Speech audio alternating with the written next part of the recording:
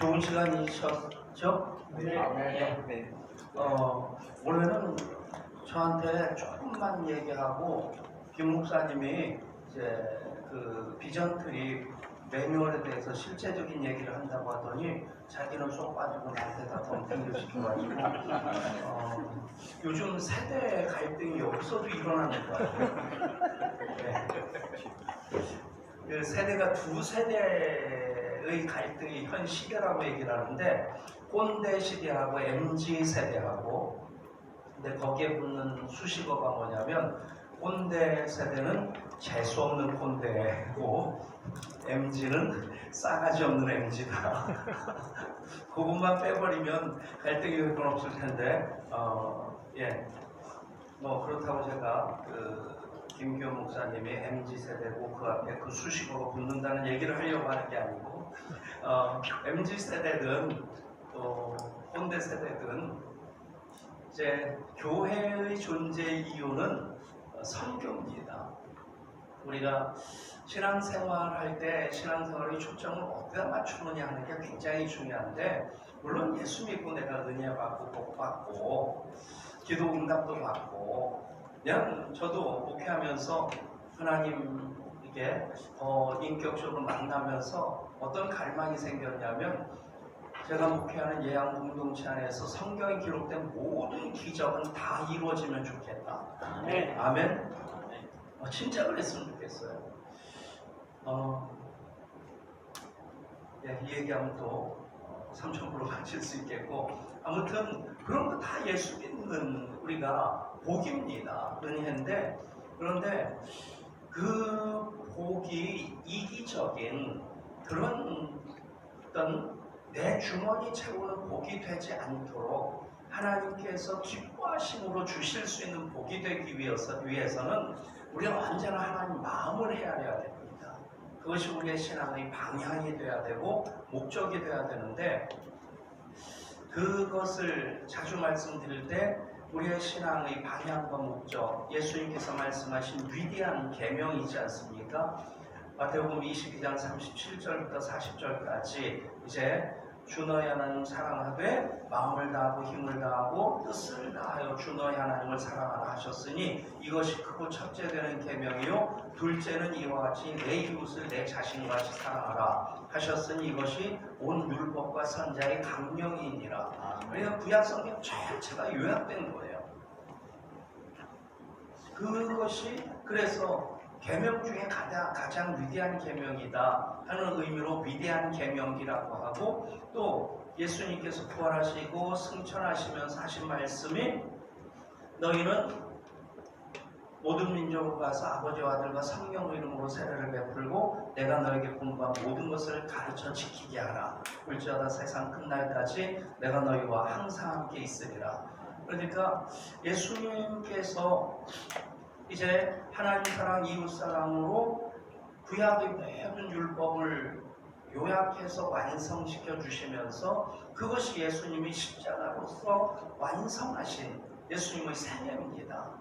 그리고 예수님께서 이 땅에 오신 이유가 하나님 세상을 이처럼 사랑하사 독생자를 주셨으니 이는 그를 믿는 자마다 멸망하지 않고 영생을 얻게 하려 하심이라. 그 일을 위해서 오셨죠. 그 일이 바로 선교입니다. 영혼을 구원하고 그래서 하나님의 자녀 되게 하는 그 일, 누구든지 그를 믿는 자마다 멸망하지 않고 영생을 얻게 하시는 그 목적으로 오셨기 때문에 그 일을 위대한 명령으로 우리들에게 맡겨주셨고, 그 일을 위해서 존재하는 그 공동체가 바로 교회입니다. 그러니까 교회가 부재사업도 해야 되는데 부재사업의 목적이 무엇이냐? 돈 벌기 위한 것이다 라고 한다면 방향이 틀려집니다. 제가 우리 교회 여기까지 오면서 가장 고민한 것 중에 하나가, 걱정해서 이쪽으로 오면서 우리 교회 유치원이든지 아니면 또 방과후 학교든지 그런 곳을 통해서 지역사회를 한번 섬기는 그런 일을 해봐야 되겠다 하는 생각을 했었어요. 그래서 집사님 한 분이 교육청에 다니는 분인데 집사람한테, 집사님하고 집사람의 차이는 아시죠? 예, 집사람한테 그 사회 그 복지사 그 자격증을 따놓으면 교회가 그런 일을 하는데 도움이 된다. 그래가지고 진짜 열심히, 진짜 독하게 공부하다. 근데 복지 쪽하고 전혀 관련이 없는데도 불구하고 그 다음부터 제가 정은실한테 맘먹지 않습니다. 웬만하면 꼬리를 내립니다. 진짜 독한 인간이다. 네, 그러면서 새벽기도 한 번 안 빠지고 그러면서 한 마지막에 한 2주 정도는 하루에 3시간 정도 자면서 그냥 막 집중해가지고 사회복지사 1급을 땄어요. 그리고 실습까지 하고. 근데 자격증도 안 찾았어요. 가서 보니까 어떤 고민했던 것들의 결론이 어떻게 됐냐면 의외로 우리 교회 유치원이나 어린이집을 하는 교인들이 많은 거예요. 그러니까 교회가 그 일을 하게 되면 그분들은 생업이고 교회가 그걸 하면 아무래도 그분들보다 조금 더 싸게 할 수 있지 않겠어요? 근데 또 하나 문제는 교회가 그 일을 하게 되면 정부 지원받기 위해서 여러 가지 까다로운 조건들도 있더라고요. 이거는 우리 교인들 먹고 살기 위해서 하는 하나님 주신 기업인데 교회가 그것 가지고 교인들하고 경쟁하는 구도가 되면 안 되겠다. 그래서 그것도 이제 내려놓고. 근데 또 하나 계속 이제 목회를 하면서 고민이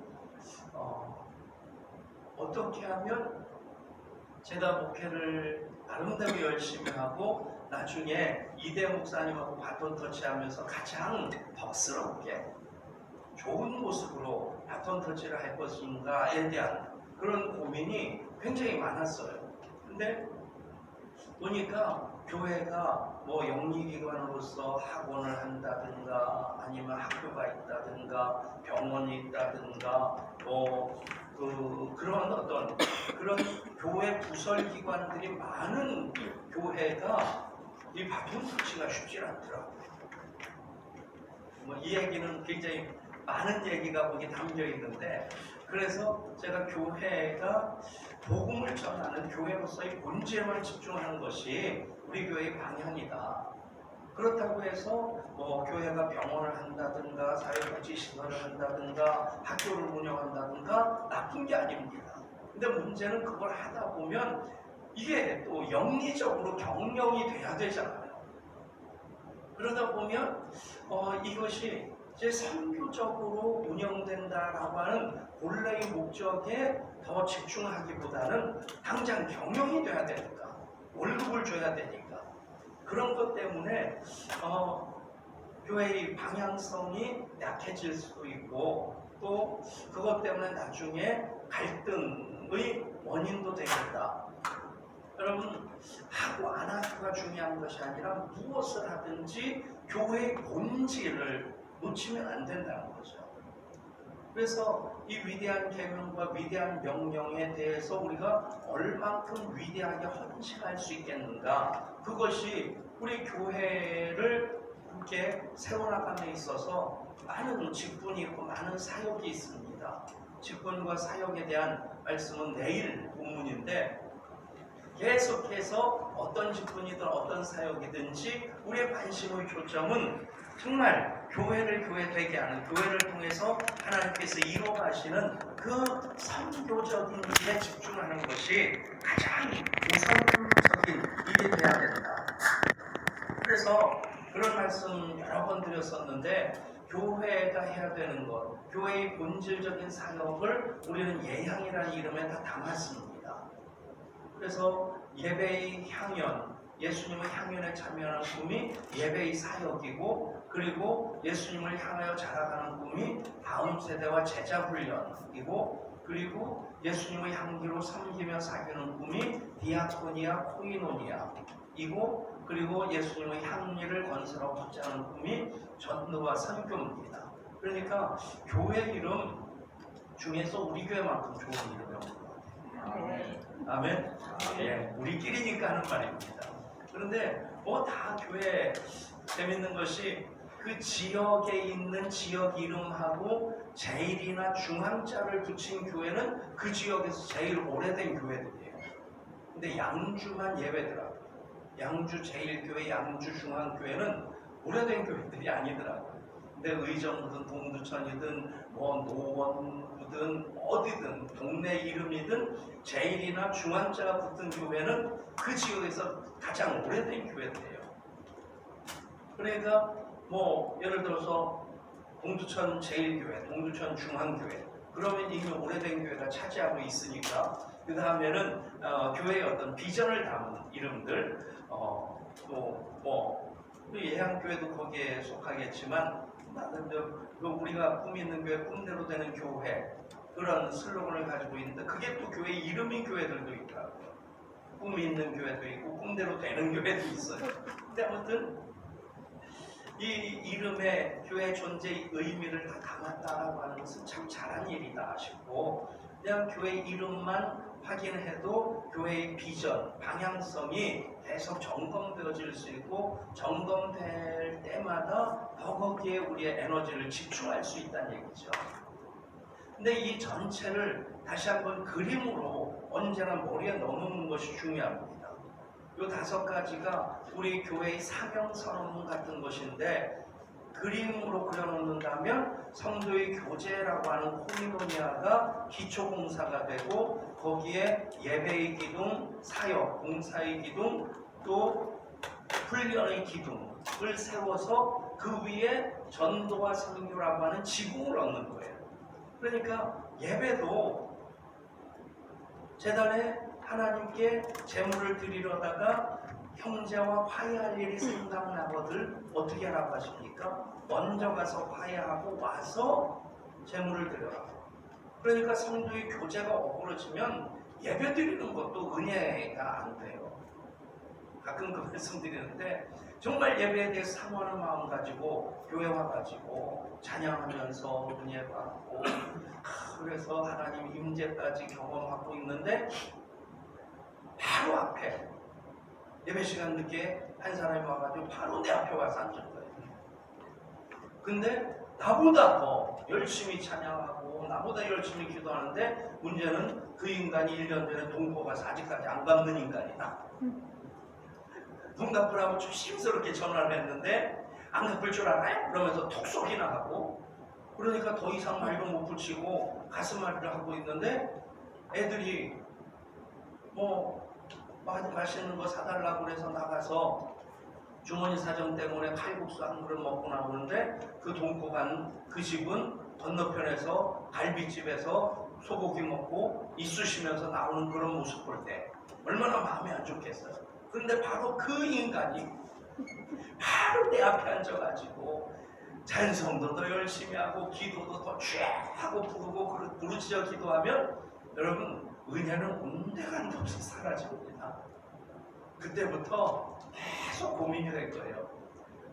그거까지 기도까지는 안 하겠지만 귀신은 뭐나 인간 안 잡아먹고 여러분 성도의 교제라고 하는 그것이 기초봉사가 되고 거기에 예배의 기둥, 교육훈련의 기둥 그리고 사역의 기둥이 단단하게 세워져야 되고 이 예배가 무엇을 위한 예배냐는 거예요. 내 만족을 위한 예배가 아니라 하나님의 영광을 위한 예배가 되는 것은 바로 선교적인 예배가 돼야 되고 훈련도 선교적인 훈련이 돼야 되고 그리고 사역도 선교적인 사역이 돼야 되는 겁니다.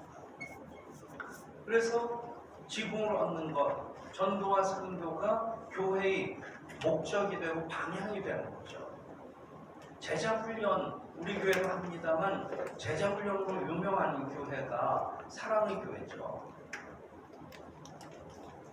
사랑의 교회에서 옥하는 목사님이 제자훈련 진짜 열심히 했는데 그런데 제자훈련을 본격적으로 하기 전에 아무튼 교회 훈련을 많이 했는데 이 사람들이 괴물처럼 변하더라고요. 아는 것은 엄청 많아서 머리를 일단 커지는데 실천을 안 하니까 손과 발은 다 오그라들어 있는 그 고민 때문에 제자 훈련을 시작하게 됐고, 제자 훈련이 내가 그냥 아는 거 가르치는 게 아니라 우리가 계속하는 말처럼 내가 제자 되고 다른 사람 제자 되게 하는 것이 제자 훈련의 목표가 되는 거죠. 그러면 제자 훈련도 나 혼자 훈련 받는 거면 훈련에 그치는 건데, 다른 사람을 제자 되게 하는 그런 훈련자의 사명을 감당하면 그게 선교적인 목적이 되는 겁니다. 그래서 교회는 존재 자체가 선교를 목적으로 해서 그것을 명령으로 받고 그것을 풀어내매 얼마만큼 거기에 더 집중할 수 있느냐, 그것이 그 교회가 사이즈에 의해서 건강한 교회다, 좋은 교회다 얘기하는 것이 아니라 얼만큼 그 목적에 교회가 집중해서 그 결과물을 만들어내느냐가 좋은 교회의 기준이 되고 건강한 교회의 기준이 됩니다. 그것이 교회는 선교적인 교회라고 하는 궁극적인 명제입니다. 교회가 선교적인 교회다라고 하는 그 가치관을 잃어버리면 방향도 잃어버리게 되고, 예배를 많이 드리는데 죄송합니다만 은혜 많이 받은 사람들, 성경 많이 읽은 사람들 중에서 굉장히 이기적인 사람들이 있어요. 그렇지 않습니까? 알기는 엄청 알아요. 그런데 그렇게 은혜를 많이 받았는데, 그렇게 교회 생활을 오래 했는데, 그렇게 성경을 많이 딸딸 외우는데 굉장히 이기적이고 독선적인 경우, 율법적인 경우, 왜 그러냐? 선교적인 방향을 잃었기 때문에 그렇습니다. 이 모든 것의 방향이, 궁극적인 목적이 선교다 하는 것이 이제 강의의 제목인 선교적인 교회의 의미입니다. 그러면서 우리 한국교회에 우리가 속해 있고, 또 한국교회의 그 특징을 아는 것, 우리가 선교적인 교회를 더 건강하게 세워나가고 그 사명을 더 힘써 감당할 수 있는 그 근거가 됩니다. 여러분들이 나눠드린 그 유인물 들어가는 말, 배지 않는 조선의 마음은 언더우드의 그 기도인데, 예. 안 받으셨나요?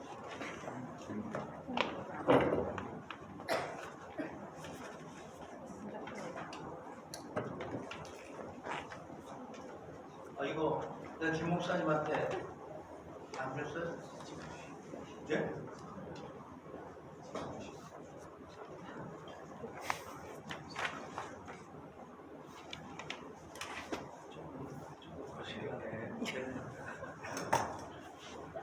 빨리 밑에서 보세요.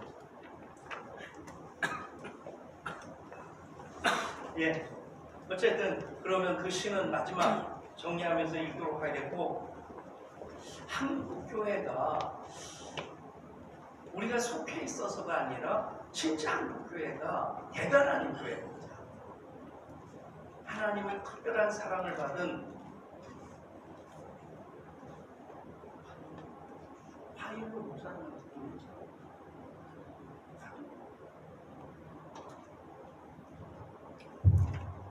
내 강의 안에 갖고 가겠다는 거죠.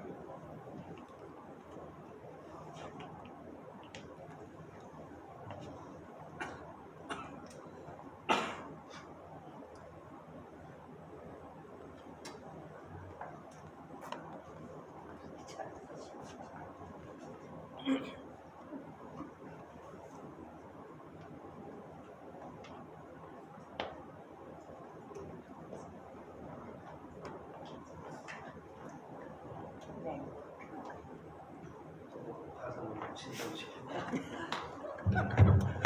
물 마시고 숨 좀 차리고. 그러니까 세대 갈등 얘기를 하는 것이 예언적인 얘기가.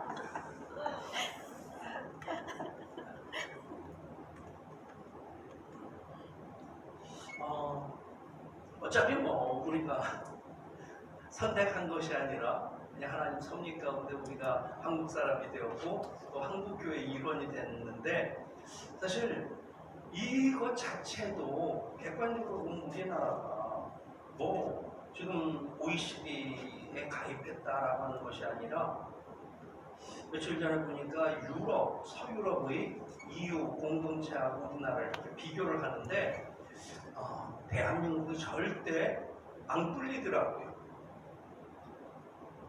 근데 실제로 지금 전 세계에서 대한민국 국민으로 대한민국에 산다라고 하는 것만 해도 엄청난 혜택이고 엄청난 복인데, 그런데 한국 교회의 일원이다라고 하는 것도 이게 엄청난 우리의 자부심이 됩니다. 이제 한국 교회가 세워진 것이 캐톨릭 같은 경우는 1784년을 기점으로 삼습니다. 근데 캐톨릭의 경우는 이제 김승훈이 영세를 받은 것을 기점으로 해서 캐톨릭 교회의 출발을 보는데, 또 개신교회는 그보다 꼭 100년 후에 1884년에 이제 시작되어지는데 84년으로 보기도 하고 85년으로도 봅니다. 근데 84년으로 본다면 알렌이 서울에 도착한 것이 기준이 되고, 그런데 공식적으로 볼 때는 한국 개신교회의 출발을 언더우드와 아펜셀러, 알렌은 의사로 왔어요. 사실 선교사로 온 건 아닙니다. 와서 선교적인 일을 했는데 입국 목적이 의사로서 들어왔고, 선교사로 최초로 들어온 두 분은 언더우드와 아펜셀러인데, 이분들이 1985년 4월 부활절에 인천 재물포항에 발을 디딤으로써 한국 개신교의 그 역사가 공식적으로 시작됩니다. 그런데 바로 전해에 알렌도 의사로 들어오기도 했지만 더 놀라운 일이 있는데, 황해도 솔레라고 하는 곳에 한국 사람들이 스스로 세운 교회가 세워졌어요. 선교사도 들어오기 전에. 여러분, 이게 제가 얘기하면서 지금 소름 끼치는데 소름 끼치는 게 안 보이죠? 전 세계 2000년 선교 역사에서 유일무이한이에요. 선교사들이 들어오기 이전에 복음이 어떻게 전파됐느냐 하는 얘기는 조금 이따 말씀드리겠고, 한국 사람들에 의해서 황해도 장현이라고 하는 곳에 솔레교회, 그러니까 솔레를 한자말로 얘기하면 송천이 되는 겁니다. 소나무 송전에 송자에다 개천 그 천자를 써가지고 송천교회, 우리말로는 솔레교회죠. 의외로 여러분 지나가다 보시면 송천교회, 소나무도 없는데 송천교회 서 있는 경우들 종종 볼 거예요. 그러니까 그 송천교회라는 이름은 한국 개신교회의 최초의 자체적인 자생적인 교회로 세워진 그 교회의 어떤 영적인 전통을 이어가고자 하는 나름대로의 바램을 담은 이름이죠. 그러니까 한국 교회는 전 세계에 유례가 없는 자생교회입니다. 선교사들이 들어오기 이전에 1년 전에 이미 한국 사람들에 의해서 솔레 교회가 세워졌다. 거슬러 올라가면요, 이제 1866년 그 유명한 토마스 목사가 그 제너럴 셔먼호를 타고 평양으로 들어오다가 이제 거기서 순교를 당하죠. 내가 아시는 얘기 같고, 근데 그때 재밌는 게 있어요. 이 토마스 목사가 영국 선교사로 중국에 있으면서 조선의 선교갈 그 일을 위해서 기도하고 있었는데, 그런데 갈 길이 열려지지 않았고, 그때는 또 쇄국주의 정책이었기 때문에, 그런데 이 제너럴 셔먼호가 이 통상과 측량을 위해서 조선으로 간다. 그래서 길 안내를 하기 위해서 이 사람이 탄 거예요. 그랬다가 그 당시 이 유럽 사람들, 미국 사람들이 사실 좀 많이 오만했어요. 이 얘기를 하게 되면 기독교 흑 역사가 참 많은데, 흑역사의 배경을 보면 복음은 온데간데 없이 사라지고 이데올로기만 남았을 때 성경 말씀을 복음으로 받아들이지 않고 지배 이데올로기로 사용할 때 교회는 흑역사를 계속 만들어냅니다. 교회가 만들어낸 것도 있고 기독교 국가들이 만들어낸 것도 있고 기독교 국가라고 하는 그 정부의 정권의 욕심이죠. 얘기를 하려고 하면 뭐 엄청 많은 얘기들이 있는데 어쨌든 좀 굉장히 오만하게 접근을 했는데 이것도 하나님의 섭리가 뭐냐면요. 보세요. 18세기, 19세기 식민 지배를 받았던 나라들이 2차 세계대전 후에 독립하면서 다 기독교를 배척합니다. 그 대부분의 나라들이 회교로 돌아갔죠. 이게 선교의 정신을 잃어버리고 자기 이익을 위해서 상업적인 이익이든지 아니면 영토를 넓히고자 하든지 식민 지배를 목적으로 해서 선교를 명분으로 삼았던 것이지 선교가 목적이 아니었어요. 여러분 미션이라는 영화 보셨어요? 그 미션 보면 선교를 목적으로 삼은 그 선교사들하고 그들은 나중에 자국 군대가 쏘는 총에 의해서 인디오들을 앞서서 십자가 들고 나가다가 다 총에 맞아 죽습니다. 다른 사람들도 아니에요. 포르투갈 군대에 의해서 그 사람들이 다 죽임을 당합니다. 그러니까 교회가 기독교 국가가 이 선교라고 하는 정신, 목적을 잃어버릴 때 얼마나 추해질 수 있고 악해질 수 있는가.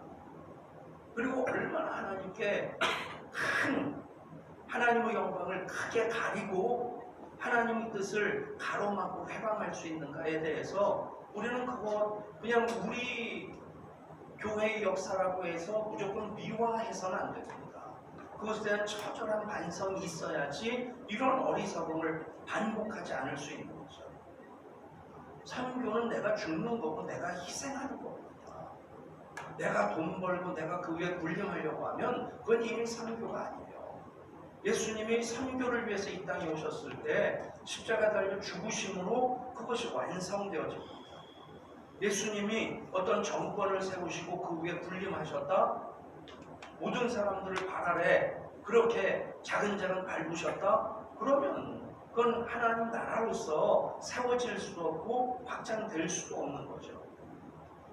어찌됐든 그렇게 제너럴 성호를 타고 왔는데 그냥 오만하게 대동강을 거슬러서 올라오니까 통상을 요구하는 것이 이제 1대1 서로 존중하는 가운데 요구해야 되는데 대포를 앞세우고 무력으로서 그들을 지배하고자 할 때 대원군의 그 쇄국 정책하고 딱 부딪히게 되죠. 그러다가 총칼로는 이 제너럴 성호의 그 무장이 훨씬 앞서 있었던 겁니다. 여기서는 조총을 따꿍따꿍 쏴도 배까지 안 가는데 거기서 포를 한 방 날리면 여기에 있는 성체들이 그냥 다 무너지고, 근데 그런 가운데서 어떤 일이 일어나냐면 썰물에 의해서 대동강물이 쭉 빠졌어요. 그리고 그 큰 배가 모래톱에 걸린 겁니다. 꼼짝달싹 못하는 그 가운데서 위에서 작은 조각배에다가 지프를 싣고 거기에 불을 붙여가지고 떠내려 보내가지고 제너럴 성호가 불에 타서 그 불에 타는 그 순간에 내려오는 사람들을 뭐 군인이든 선원이든 다 그 평양의 군인들이 포졸들이 다 죽이는 겁니다. 그 가운데 이 토마스 목사도 순교를 당해요.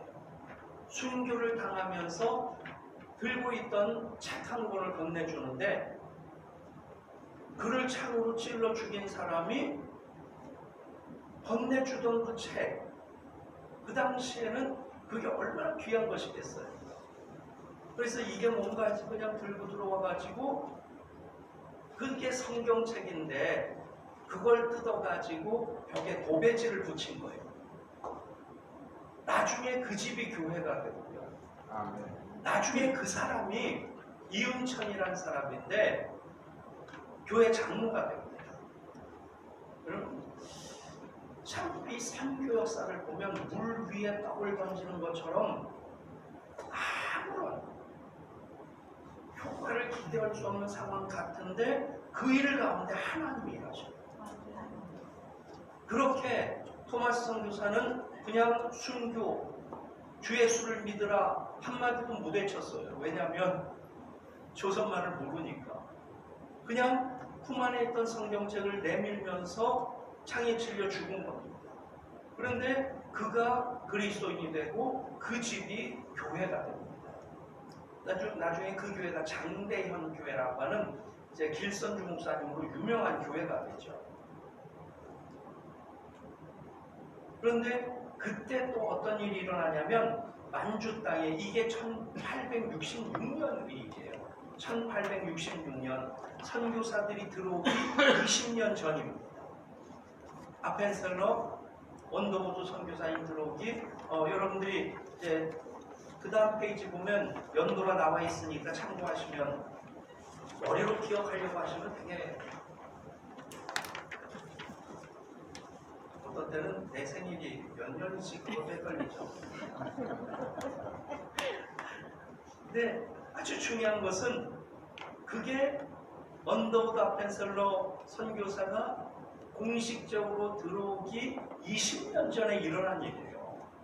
그때 또 어떤 일이 일어났냐면 존 로스라고 하는 선교사가 만주에서 조선 사람들을 전도하기 위해서 성경 번역을 한글로 하려고 그 일을 시작하면서 백홍준, 이응찬 그런 조선 청년들을 데려다가 돈을 주면서 조선말을 가르쳐달라고 그렇게 요구를 해서 그들이 조선말을 존 로스 목사에게 가르치는데 그 과정 속에서 이 사람들이 예수를 믿게 됩니다. 그래서 1876년에 이분들이 세례를 받고 그리고 존 로스 목사와 함께 성경을 번역했고 그 성경 가지고 나중에 보면 1882년에 누가복음, 요한복음 같은 쪽복음이 지금은 쪽복음이라고 하지만 그 당시에는 이만큼 두꺼운 책 한 권이었습니다. 교회가 세워지기 전에 복음이 들어오기 전에 그 나라 말로 이미 성경이 번역된 나라 대한민국입니다. 아멘? 아멘. 진짜 엄청난 거예요. 그러면서 이분들이 소위 원서인이라고 해서 어떤 일을 하냐면 성경을 가지고는 국경을 못 넘으니까 이 성경이 다 한지로 된 거니까 다 이 묶은 것을 풀어가지고 똘똘 말아서 책을 포장하는 물건을 포장하는 포장지로 씁니다.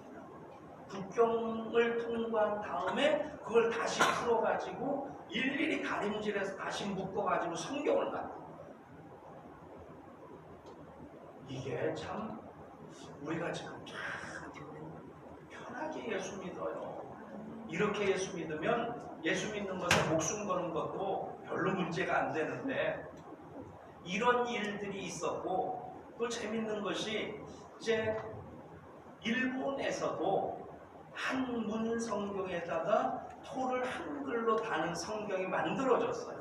그 일을 주도한 사람이 이수정이라는 사람인데 그렇게 만들어진 성경이 현토 한한 신약 성서라고 하는 복음서와 사도행전이 이수정에 의해서 1884년에 만들어졌고 그 성경책을 가지고 언더우드와 아펜셀러 두 선교사가 제물포항에 들어오는 겁니다.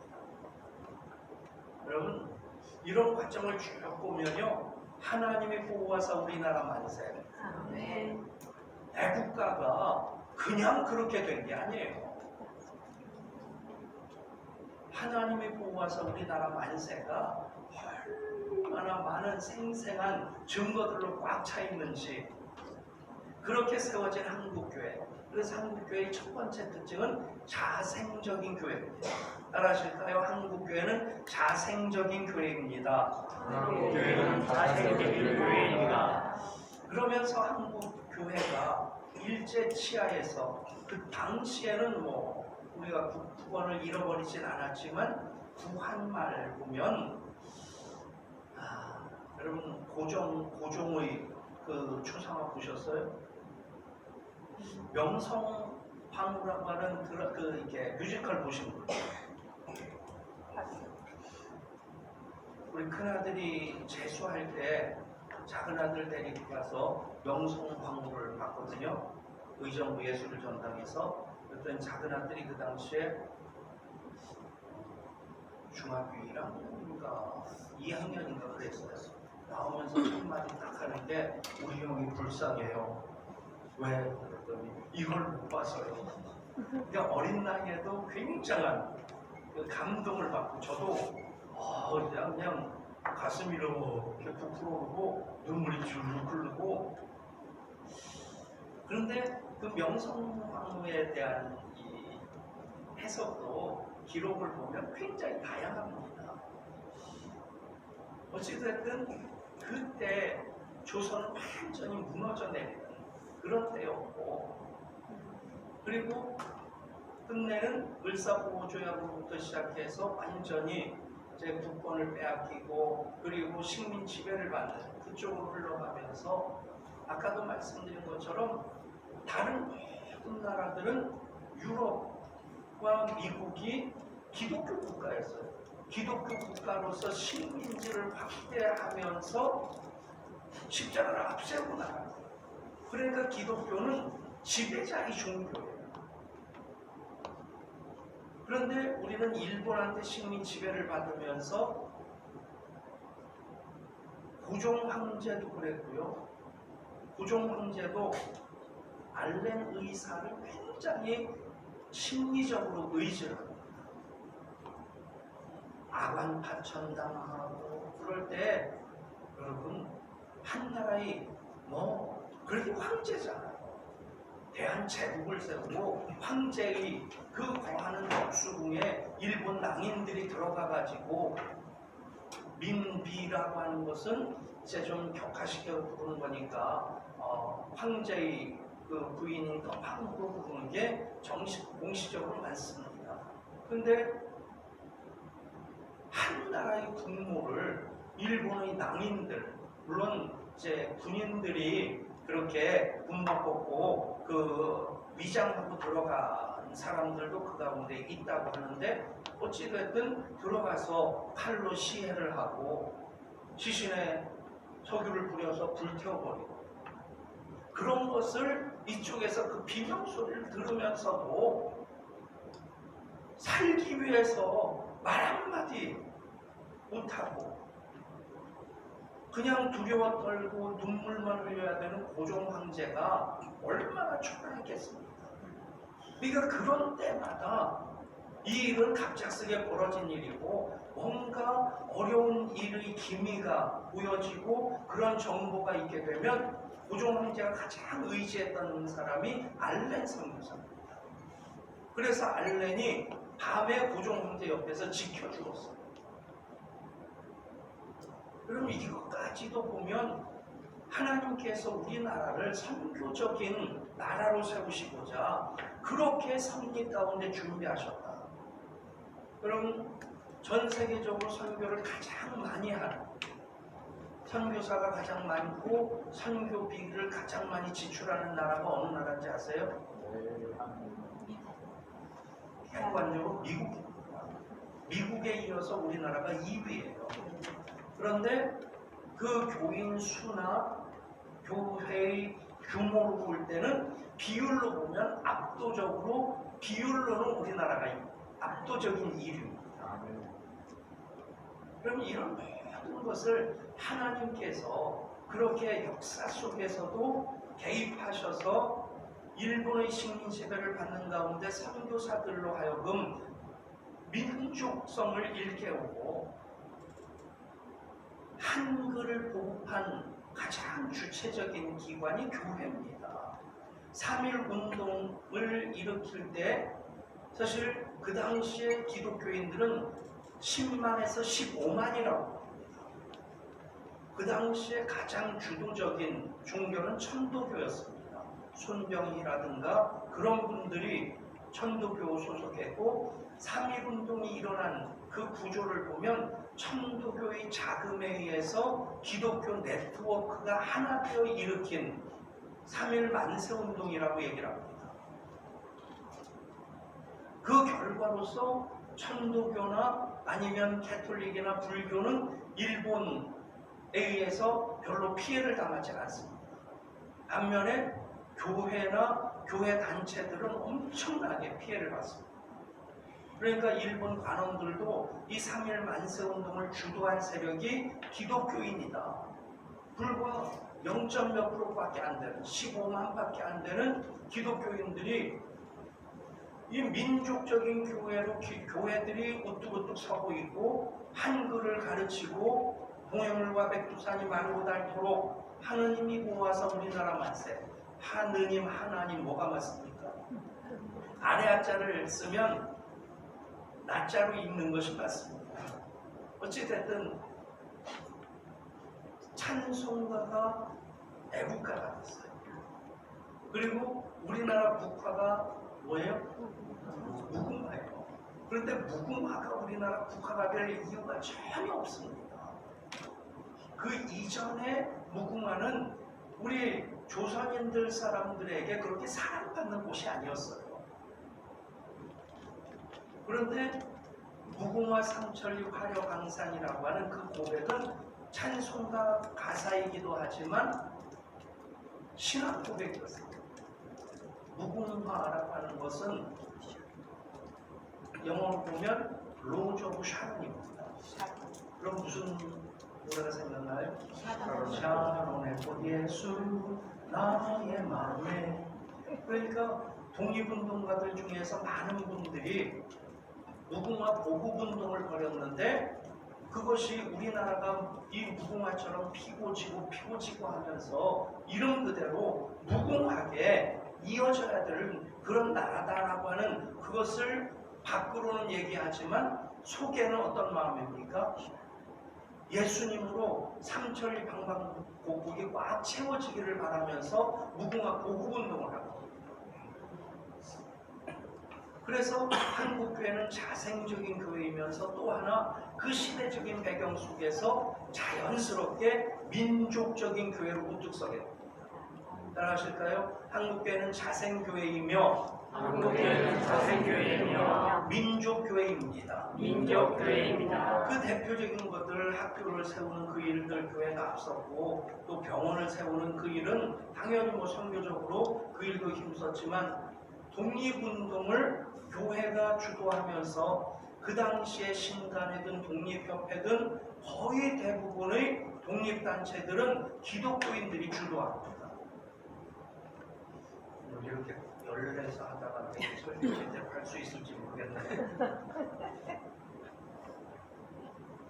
그 대표적인 사건들이 배고인 사건이고 3.1 만세 운동이고 신사참배 거부고 애국운동인데 여기서 국채보상운동, 탈환회 같은 것들을 잘 이해하실 필요가 있어요.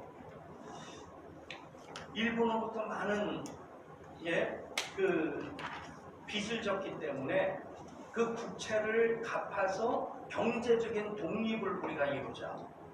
주권은 빼앗겼지만 경제적인 예속에서는 벗어나자. 그래서 기독교인들로부터 시작된 것이 울산 장려운동입니다.